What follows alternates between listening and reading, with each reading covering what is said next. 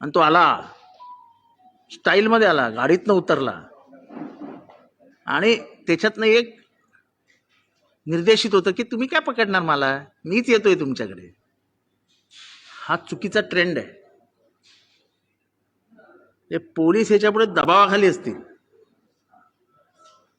आणि सर्वसामान्यांना सुद्धा याचा धक्का बसेल. त्याला शरण गेला यार. म्हणजे पोलीस एवढा, आणि त्याच्यातले 2 जण जे त्यांच्याबरोबर होते त्यांनी सांगितलं 2 दिवस तर पुण्यातच होते. म्हणजे मी जे ट्विट केलं, जे मला माहिती मिळाली त्याच्यातली 1% चुकीची नव्हती.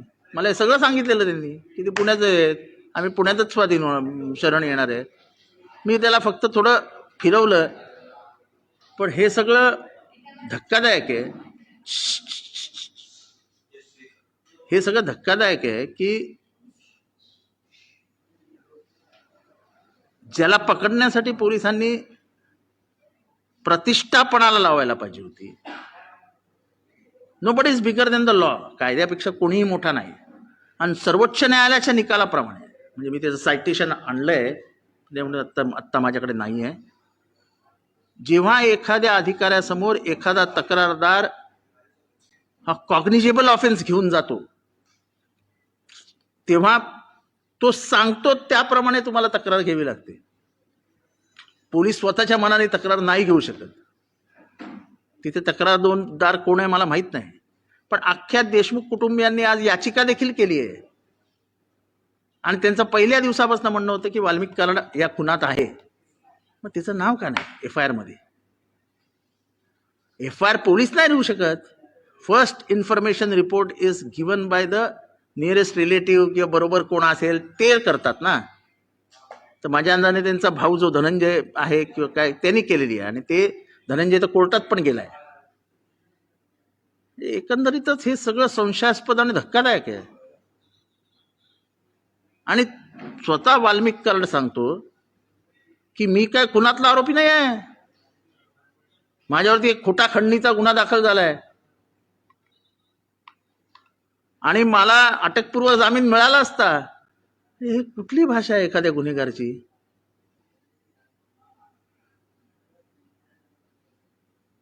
ह्याच्यातनं पूर्ण पोलिसांविषयी एक संशय मनात तयार झाला होता महाराष्ट्राच्या की हे काय करतायत, कशी चौकशी पुढे जाईल. चला आता पोलिसांच्या आणि जनतेच्या ह्याच्यामुळे तो शरण आला. धनंजय मुंडेंचं काय? पोलिसांनी पोलिसांचं काम केलं, त्यांनी ताब्यात घेतला, चौकशी सुरू केली आहे. आता सरकारने सरकारचं काम करावं. त्यांनी आणावं तो जो टेप त्यांनी जो बाईट दिलेला आहे की तो माझा खास माणूस आहे. खास माणसाची चौकशी, एका मंत्र्याच्या खास माणसाची चौकशी मंत्रिमंडळात तो मंत्री असताना होऊ शकते का? हा साधा प्रश्न आहे. त्यामुळे हे सगळं इतकं अस्वस्थ करणार आहे की इतकी निर्गुण हत्या होते. आणि तरी मूळ गुन्हेगार, मूळ ज्याच्यावर आरोप आहे. आणि मी साधी गोष्ट सकाळपासून आणि पूर्वीपासून सांगतोय की तुम्ही ह्या चौकशीमध्ये बापू आंधळे मर्डर प्रकरण आहे, त्याची चौकशी पोलिसांनी आता CIDने करावी. तुम्हाला पाहिजेत ना, माहिती पाहिजे ना तुम्हाला. मग CIDने बापू आंधळे प्रकरण ताब्यात घ्यावं आणि बापू आंधळे प्रकरणात गोळी मारणारा कोण होता आणि त्याला गोळी मारायला सांगितली कोणी आणि ही नावं द्यायला कोणी सांगितली बबन गीतेचं, हे त्या विचारावं. म्हणजे तुम्हाला लिंकच लागेल काय आहे. तिथे जो इन्स्पेक्टर होता महाजन, तो आता केजला इन्स्पेक्टर आहे. त्या महाजन यांनी जेव्हा नावं लिहिली बापू आंधळे खून प्रकरणात, तेव्हा वाल्मिक कराड त्यांचा दररोज उठणारा बसणाऱ्यातला चहाचा माणूस, त्यांचं नाव त्यांनी तिथे वाल्मिक अण्णा लिहून ठेवलं, कराड नाही. फर्स्ट इन्फॉर्मेशन रिपोर्टमध्ये नावं देण्याची प्रयत्न करत होते कुटुंबीय, नावं घेतली नाहीत. बापू आंधळे सांगतोय.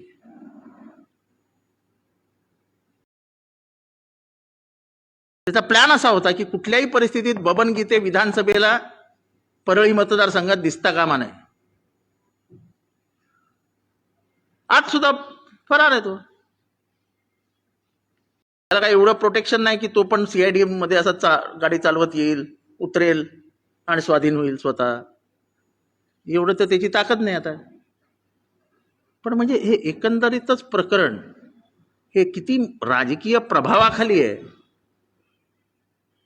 हे बघितल्यानंतर ह्याच्यातनं महाराष्ट्राच्या मनात शंका तर येईलच, पण एक धडकी बसेल की राज्यव्यवस्था कुठे चालली आहे.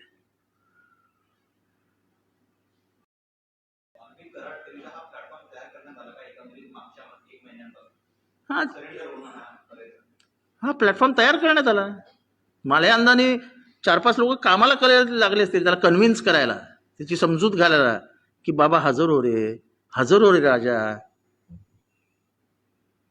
मग राजा हजर झाला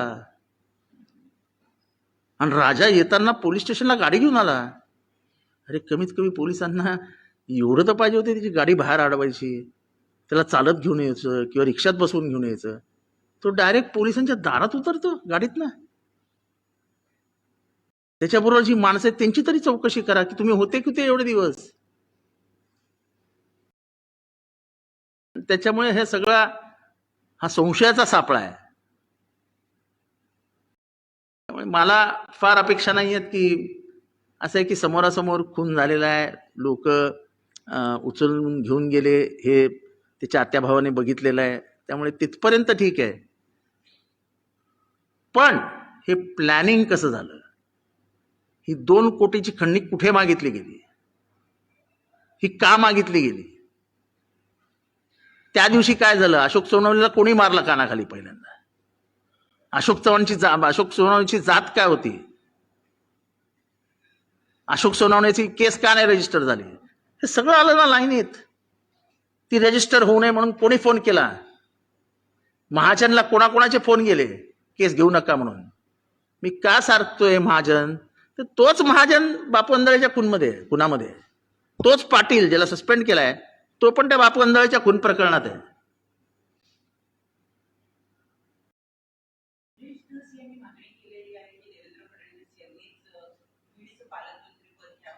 नाही असं आहे की ते तर त्यांच्या पक्षाचा आणि सरकारचा प्रश्न आहे.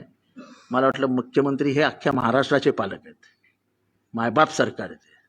तेव्हा एका जिल्ह्यापुरतं त्यांनी पालकत्व घ्यावं, हे फार काही त्यांच्या दृष्टीने आनंदाची गोष्टी नाही आणि माझ्यासारख्या एका पॉलिटिकल कार्यकर्त्याच्याही दृष्टीने तो त्यांचा अपमान आहे. सगळे पालकमंत्री त्यांच्या हाताखाली असतात. त्याच्यामुळे मला वाटतं की ही अगदीच मुख्यमंत्री पदाला न शोभणारी मागणी आहे.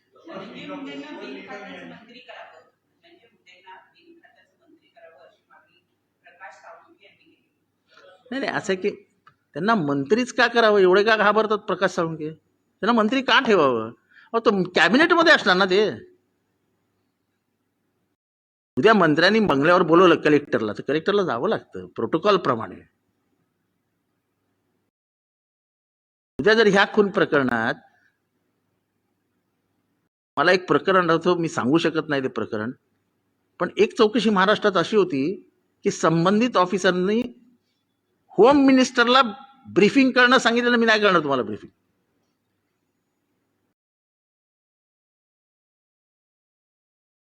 हे मी का सांगतो तर हे इतकं सेन्सिटिव्ह प्रकरण असताना तुम्ही त्या जिल्ह्यातल्या एका जबरदस्त ताकदीच्या पॉलिटिशियनला जर मंत्री ठेवणार असाल तर चौकशी जाणारच नाही पुढे.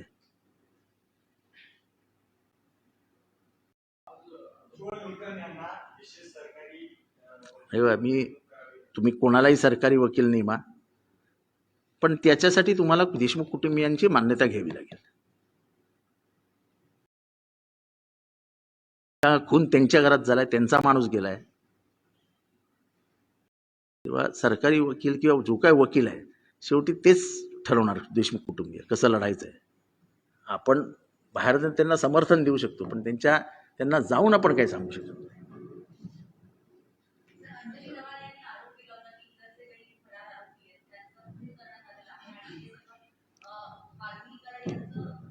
एक तर पहिली गोष्ट त्यांचं नाव वाल्मिकी नाही आहे हो, त्याचं नाव वाल्मिकी आहे. कशा वाल्मिकी वाल्मिकी करून एका चांगल्या संताचं नाव घेता.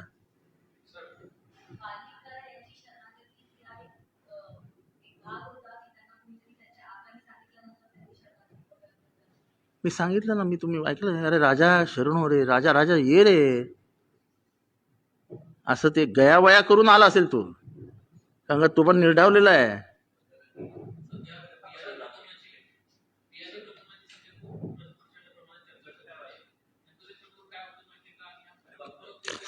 कसली कसली माझा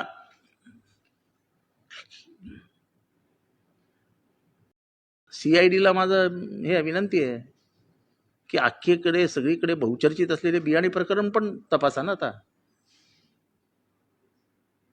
सगळ्यांना माहिती आहे काय झालं बियाणे प्रकरणात, कोणी धमकावलं, काय झालं, सगळ्यांना सगळं माहिती आहे.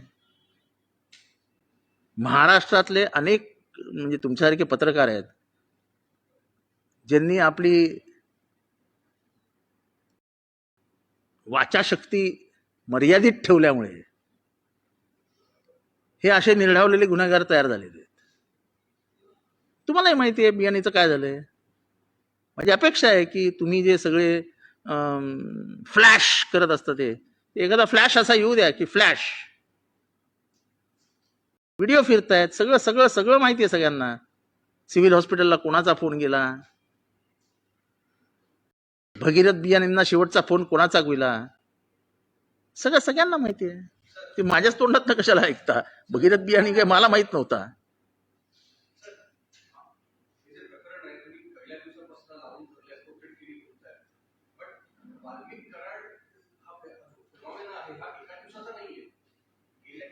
अहो मी तर मागणीच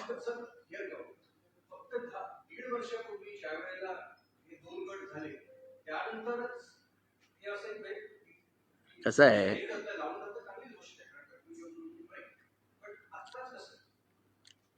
नाही ह्याच्या आधी सुद्धा बबन गीतेच्या ते जे बापू अंधळे मर्डर आहे ते मी आणि जयंत पाटलांनी लावून धरलं होतं, पण तेव्हा जो SP होता तो ऐकायलाच तयार नव्हता. आणि सत्तेमध्ये नसलं की काय असते आम्ही बघितलंय. कोण कोण कोण होतं, कोण? I was in the cabinet. I don't deny that I was not in the cabinet. तेव्हा काय कुठे क्राईम घडला नव्हता ना. आणि म्हणून मी काय मागणी केली आहे की मागच्या 5 वर्षामध्ये जेवढे खून झालेत तेवढ्या सगळ्या खुनांची चौकशी करा. त्या घरच्यांना बोलवा, त्या घरच्यांना विचारा की तुमचा काय संशय होता. अनेक जण सांगतील आमचा संशय काय आहे. माझ्याकडे एका म्हाताऱ्या बापाचं पत्र आहे की माझ्या पोराला बुडवून मारलंय.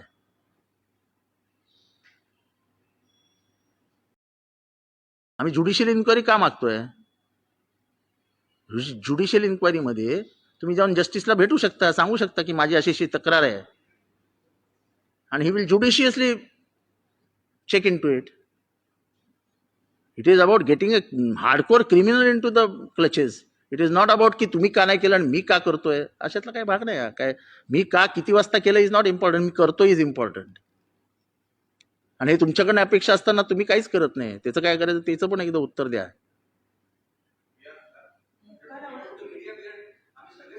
I know. हा चला बोला, पुढे बोला. मुख्यमंत्र्यांनी मोक्का लागला जाईल असं सांगितलं होतं. मुख्यमंत्र्यांनी ज्युडिशियल इन्क्वायरी विषयी सांगितलेलं. आज ते ज्या पद्धतीने बोललेत, अपेक्षा आहे की ते त्याच कडक पद्धतीने आता ऍक्शन घेतील. And looking at the body language of the chief minister in the past few days, I think he is a change chief minister. So I expect more out of him. मला त्यांच्यातनं खूप काही अपेक्षा आहेत.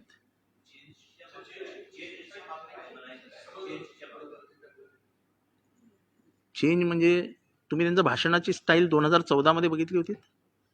ते असे पुढे झुकून बोलायचे. यावेळेस भाषणाची स्टाईल बघितली तुम्ही, ते एकदाही पुढे आले नाहीत. शांतपणाने असे एका पोझिशनमध्ये उभे राहून भाषण करत होते. ही चेंज्ड बॉडी लँग्वेज, ही त्यांची बदललेली, आणि त्याच्यातनं ते कुठल्याही गुन्हेगाराला माफ करतील असं मला वाटत नाही. हा मी हाऊसमध्ये बोललो की सकारात्मक बदल आहे.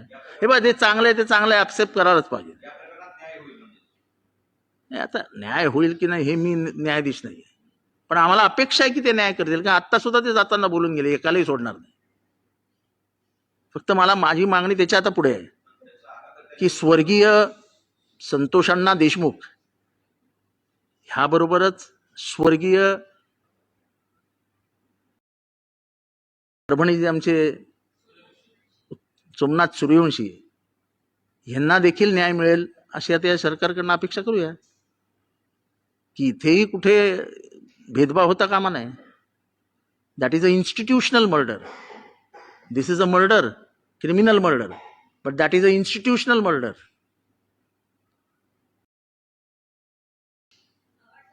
म्हणजे मोर्चा निघाल्यावरच न्याय मिळणार असेल तर मग गोष्ट वेगळी.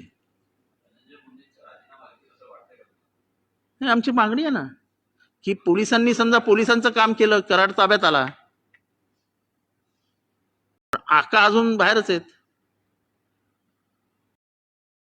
आणि जसं मी सांगितलं की महाराष्ट्राचा इतिहास आहे की जेव्हा जेव्हा आरोप होत आहेत आणि संबंधित गुन्हा पुढे सरकतोय तेव्हा संबंधित मंत्र्यावर ज्याच्यावर आरोप झालाय तो खुर्चीतनं बाजूला उठून बसतो. इतिहास तपासा. आणि खास करून कधी रेफर करता आली तर लेंटिन, जस्टिस लेंटिनची केस तपासा. ती ग्लुकोजमध्ये त्या सलाईनमधनं जी ग्लुकोज द्यायचा त्याचा भ्रष्टाचाराचं प्रकरण आहे. जुनं आहे पण ते तपासून बघा.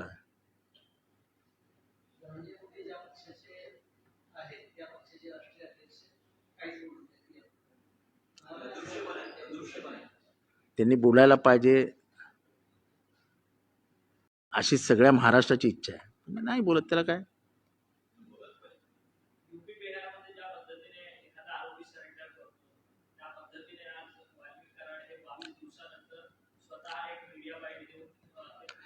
असं आहे की अख्ख्या बीडला माहिती होतं, पुण्यातल्या त्यांच्या समर्थकांना माहिती होतं की राजे येणार आहेत आज. त्याप्रमाणे राजे आले. राजे येताना माणसं घेऊन आले. म्हणजे हे तर किती गंभीर आहे की राजे येताना माणसं घेऊन आले, फौजच घेऊन आले. पोलिसांना चॅलेंज आहे की तुम्ही काही नाही करू शकत, मी येतोय तुमच्याकडे. आणि this will turn into political turmoil. उद्ध्वस्त करून जाईल राज्य व्यवस्था हे असं जर व्हायला लागलं तर. पोलिसांचा दबाव, पोलिसांची भीती हे गुन्हेगारांच्या मनात असलीच पाहिजे. हे अरिस्टॉटल, प्लुटोपासून सगळ्यांनी लिहून ठेवलंय की एका पोशाखाची भीती समाजामधल्या सर्वसामान्यांना वाटलीच पाहिजे. जर तीच भीती उरली नाही तर मग कोणाला घाबरणार आहेत. म्हणजे ते तर असं ग्लोरिफिकेशन ऑफ क्रिमिनल आहे. म्हणजे हे तर गुन्हेगाराचं उदात्तीकरण आहे की तू हजर होतेस का, ये आम्ही आहेत स्वागताला. अजून फोटो नाही बाहेर आले, नशीब चहा पितानाचे की आल्या आल्या मस्त गरम गरम चहा वगैरे पाजला, असं भजी खाल्ली आणि मग साहेब गेले. जो माणूस इतकी हिंमत ठेवतो की मला तर अटकपूर्व जामीन मिळणारच होता. अरे मिळणार होता.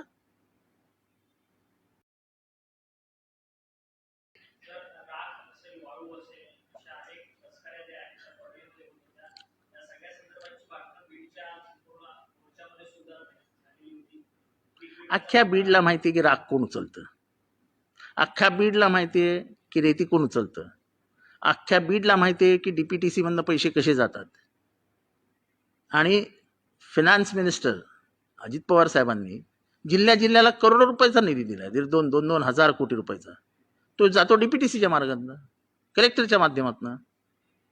तर त्याचा रूट काय आहे आणि त्याच्यावर किती टक्केवारी आहे हे सगळं धक्कादायकच आहे ना. कारण का उघडपणाने बोललं जातं की डीपीटीसीचं कॉन्ट्रॅक्टच कराडांकडे होतं. कोणाला द्यायचा नाही, किती घ्यायचे, काय घ्यायचे. मग पालकमंत्री काय करत होते.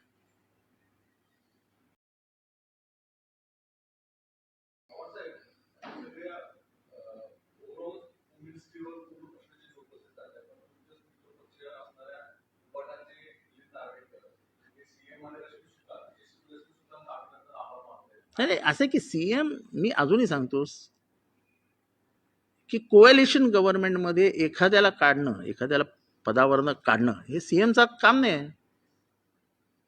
जसं मंत्री बनवताना ही हॅड टू कन्सल्ट की बाबा एकनाथ शिंदे साहेब तुमचे कोण बनवायचे, अजित पवार तुमचे कोण कोण कोण बनवायचे. मग अजितदादांनी नावं दिली, मग एकनाथ शिंदे नावं दिली. म्हणजे डिपार्टमेंट देताना त्यांनी वरती बसून ठरवले असतील. त्याला लिमिटेशन्स, कोएलिशनमध्ये तुम्हाला लिमिटेशननुसार काम करावं लागतं. तसं इथले आजच्या मंत्र्याला तुम्हाला सांगताच येणार नाही की तू राजीनामा दे. It is for Ajit Pawar to take a call. Ajit पवारांनी अंतिम निर्णय घेतला पाहिजे. बाबा समाजामध्ये जर इतकी घृणा, इतका द्वेष, इतकी कटुता पसरत असेल तर कुठे थांबायचं. कदाचित सीएमनी त्यांना सांगितलंही असेल. आता हे सगळ्या आतमधल्या गोष्टी काय आपल्याला माहित नाही, पण जे आपलं मत आहे, नार्वेकर हा इंडिव्हिज्युअल माणूस आहे, त्यामुळे त्याची काय भूमिका असू शकते ह्याच्याबद्दल तुम्ही मला का विचारता. तो मोठ्या मनाचा माणूस आहे, त्यामुळे मोठ्या मनाची माणसं अशी मोठी असतात, ते लिबरल असतात एकदम, त्यामुळे ते व्यक्त होतात. आम्ही तेवढे मोठे नाही, त्यामुळे आम्ही आपल्या मर्यादा सांभाळून बोलतोय.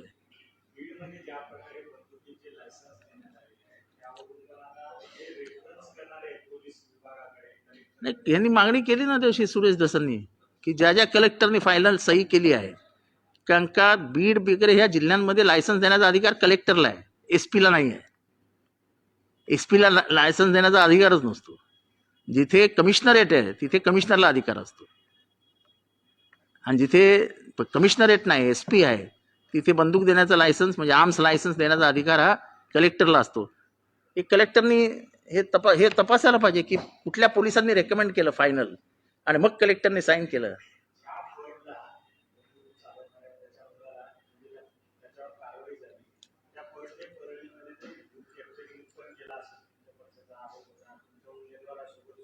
अहो साधारण अर्धे बूथ, मतदानातले अर्धे बूथ हे कॅप्चर झाले. म्हणजे हा सगळा प्रकारच धक्कादायक आहे. ईव्हीएम मशीन ना, ईव्हीएम मशीन मध्ये बूथ कॅप्चर होते, मला तर धक्कादायक वाटतंय. तिथे सरकारी यंत्रणा असते ना, आणि लोकांकडे ह्याचे पुरावे आहेत सगळे बूथ कॅप्चरिंगचे. कोणाला मारलं, कोणाला धमकी दिली, बूथमध्ये जायचं नाही, त्या उमेदवाराला कसं घाबरवलं, याचे सगळे पुरावे आहेत. इलेक्शन कमिशनने तपासावेत पुरावे. एवढा गंभीर आरोप होतोय की 50% ऑफ द बूथ वर कॅप्चर्ड. निवडणूक झाली फेअर, नॉर्मल, ह्याच्यात फेअरनेस दिसतंय कुठे.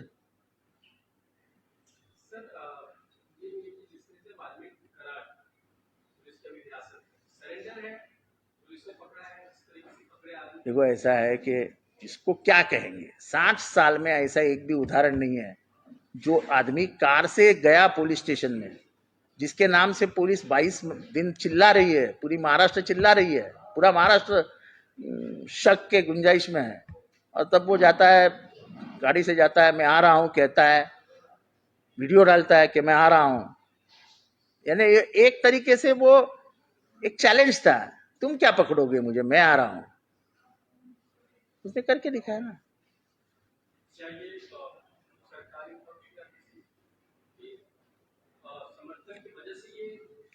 तो वही ऐसा है, ये ऐसा है कि मैं आज भी कहता हूं कि पुलिस कोई भी हो, सरकारी यंत्रणा, जब सरकार है तो सरकार के इशारे पे ही काम होता है. और इसलिए हम कह रहे हैं कि धनंजय मुंडे को मंत्रिमंडल में रखना, यानी इस गुनाह, ये जो गुनाह हुआ है, ये जो क्राइम हुआ है, उसके ऊपर चद्दर डालने जैसा है.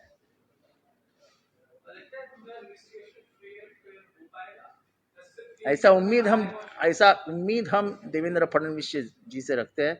जिस तरीके से आज अभी एक आधे घंटे पहले उन्होंने कहा मैं किसी को भी नहीं छोड़ूंगा, क्योंकि मैंने उनको याद दिलाया था कि ये बात ध्यान में रखना कि वो आदमी भले ही बीजेपी का कार्यकर्ता था, उससे मुझे कुछ लेना देना नहीं है. मैं कभी भी पार्टी पॉलिटिक्स ऐसी चीजों में नहीं लाता हूं, पर ये हमको सबको ध्यान में रखना चाहिए कि उसके 2 बच्चे अनाथ हो गए, गरीब है वो, उसकी बीवी का सिंदूर गायब हो गया। मैं महाराष्ट्र के और सभी लोगों से आपको भी पूछना चाहता हूं कि आपके बहन से अगर ऐसा बर्ताव होता तो आपके दिल में क्या होता। ये महाराष्ट्र के जनता के सामने सवाल रख रहा है कि आपके बहन के साथ इतना इतना बड़ा हादसा आपके बहन के साथ होता तो क्या आपको गुस्सा नहीं आता। तो हमको कोई बहन है कि नहीं है, हमको कोई बच्चा है कि नहीं है। उन अनाथ बच्चों के आंख में देख के वो उसके वीडियोज आते हैं, वो बच्ची के, वो इधर उधर जा रही है, घूम रही है, बातें बता रही है, उसके आंख में आने वाले आंसू के हमें दर्द नहीं देते हैं। हमसे इंसानियत इतनी मर गई है हमारे में से कि हम पार्टी पॉलिटिक्स और पॉलिटिक्स के लिए वो बच्चे के आंख के आंसू भी हम देख नहीं सकते।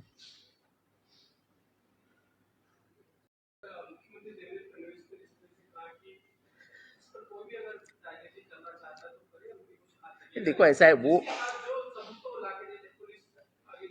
मैंने बोला ना कि भाई तुम सीआईडी को बापू अंदरे की केस दे दो, देखो क्या आता उससे बाहर।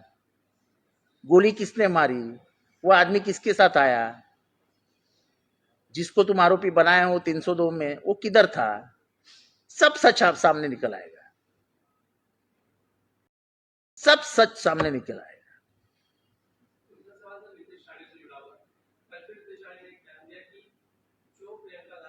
अरे वो छोड़ो यार, अभी मैं किस पे, मुझे आज मैं सिर्फ संतोष देशमुख की बात करने आया हूं। मैंने कल मुझे जो बयान देना है दे दिया है, और मैं आगे जाके सोमनाथ सूर्यवंशी लीग के लिए भी सरकार से हाथ जोड़ के विनती करूंगा कि ऐसा मत करो। वो भी एक माँ ने अपना बेटा खो दिया, लॉ का स्टूडेंट आखिरी साल का, एकदम गरीब खानदान से, पिछड़े वर्ग का आदमी हो, कि जो पढ़ लिख के बड़ा बनना चाहता था, उसके सपने चक्काचूर हो गए। उसके माँ को क्या लगा होगा जब उसने बहुत डेड बॉडी देखी होगी, वो मरा कैसे, ये सवाल हम पूछ पूछ के थक गए। कहाँ मरा, जगह बताओ, नहीं बता रहे आप। इतना क्यों ये अस्वस्थता है कि आप क्यों नहीं बताना चाहते। अगर वो लाठीचार्ज में मरा है तो मरा है, क्योंकि पोस्टमार्टम रिपोर्ट आप नहीं बदल सकते। वो पोस्टमार्टम रिपोर्ट में आज भी लिखा है शॉक ड्यूटी मल्टीपल इंजरीज, धक्का, बहुत मारपीट होने के बाद, बहुत जख्म होने के बाद।